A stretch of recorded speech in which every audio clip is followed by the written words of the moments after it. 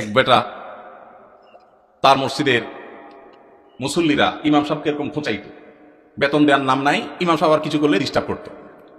তো ওই মসজিদে একজন ভালো মানুষ ছিল, উনি বললেন, হুজুর আপনাকে আমি ওই যে মুসলিরা যে জুতা পলিশ টলিশ করে ওইরকম একটা বাক্স কিনে দেব, সাথে রং টং যা লাগে ডাস্টার ব্রাশ এগুলো সব দিয়ে দিব, আপনি ইমামতি করে মসজিদে নামাজ পড়ানো শেষ হলে মসজিদের বাহিরে এসে ওটা নিয়ে বসে যাবেন এবং মুসল্লিদেরকে বলবেন, ভাই আপনাদের জুতাগুলো দেন, যার যার পলিশ করা লাগে আমি করবো, আপনারা আমার টাকা দিয়ে। ইমাম সাহেব চোখ বড় বড় হয়ে গেছে, কি বলে দেবেন?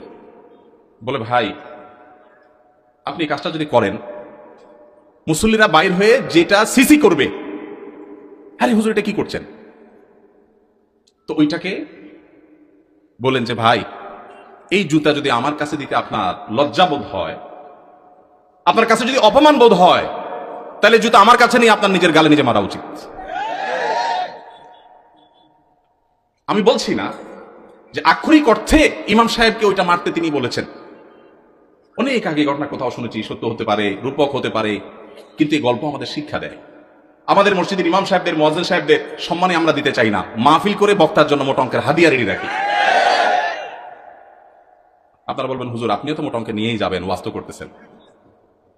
ভাই আমাকে মোটা দেখ, চিকন দেখ, না দেখ, এটা নিয়ে আমার মাথা ব্যথা নেই আলহামদুলিল্লাহ, এবং আল্লাহর মেহেরবানিতে এটা আমার কোনো প্রত্যাশাও নেই আল্লাহর ফজলে।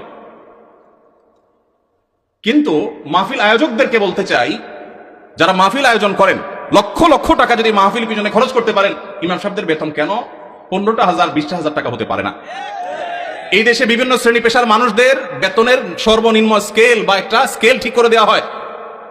আমি দাবি করতে চাই, আমাদের রাষ্ট্রের উচিত, রাষ্ট্র নিজে ইমাম সাহেবদেরকে মূল্যায়ন করতে না পারলেও মিনিমাম যেন তাদের একটা সমাজে সম্মানজনক ভাবে চলতে পারে, সেজন্য তাদের একটা সম্মানজনক বেতনের স্কেল ঘোষণা করা হোক।